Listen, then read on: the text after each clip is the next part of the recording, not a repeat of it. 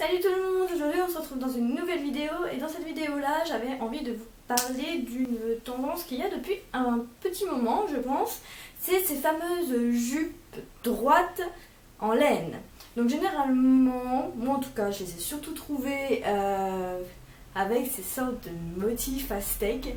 Le problème c'est que bon, ils sont pas tous magnifiques et je crois que le pire c'est que même si vous avez une morphologie assez fine, selon la fesse que vous avez, vous voyez, ça peut vite vous grossir et c'est vraiment pas joli.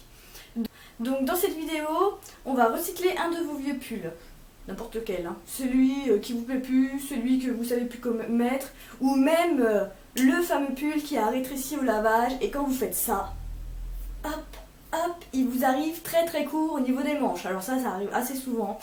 Ça m'est pas encore arrivé depuis que j'ai aménagé chez moi, heureusement. Mais voilà, moi je vais utiliser un pull que je ne mets plus du tout. Et je vais vous montrer comment je vais faire. Et je vais utiliser en plus de ça ma surjeteuse qui est juste là, uniquement pour deux coutures. Donc ce petit tuto est vraiment très simple à réaliser. Il vous faut juste un pull, n'importe lequel, celui qui vous plaît, celui qui vous plaît pas. Ça va, tranquille, tu te balades toi. Pour réaliser cette jupe droite en laine, donc ça sera quand même un tissu assez élastane, ça va vraiment être un tissu que vous pourrez étirer, donc vous n'avez pas non plus besoin de prendre le putain de mesure pile poil, hein, j'ai envie de dire, donc c'est pas très grave, on s'en fiche. De toute façon vous verrez dans les vidéos. Mais surtout, bien penser, pour coudre, il vous faudra la machine à coudre. Si vous n'avez pas de surjeteuse, si vous avez juste une machine à coudre, il faudra utiliser le point zigzag. Tout le temps, le point zigzag dès que vous avez un tissu un peu élastique. Bon, vous n'avez pas de surjeteuse, c'est vrai que la surjeteuse c'est le luxe quand vous avez un tissu élastique ou fin ou peu importe, c'est vraiment génial à ce niveau-là. Mais là, non, si vous avez juste une petite machine à coudre, faites-le en point zigzag, n'hésitez pas à utiliser le point zigzag tout le temps.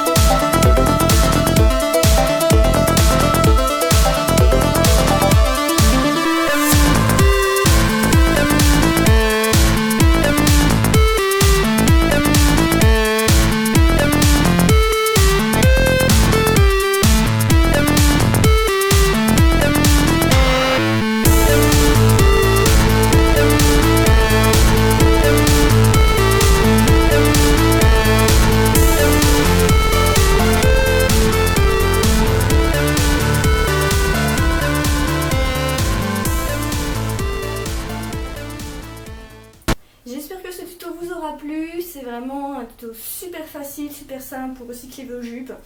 Moi franchement je suis super contente, il n'y a vraiment aucun problème sur ce tutoriel. Faites attention quand même aux mesures parce que vous pouvez avoir des surprises. C'est vrai que moi j'ai pas mesuré parce que je savais très bien qu'il était très élastique, donc c'est vrai que je n'ai pas cherché à faire des mesures, mais faites quand même très attention dans ce tuto. N'hésitez pas à aimer, à commenter, à vous abonner à ma chaîne pour voir peut-être un peu plus de vidéos. C'est vrai que j'ai pas trop de temps, mais bon c'est vraiment pas évident avec le travail, donc on se sent comme on peut, et je vous dis à bientôt.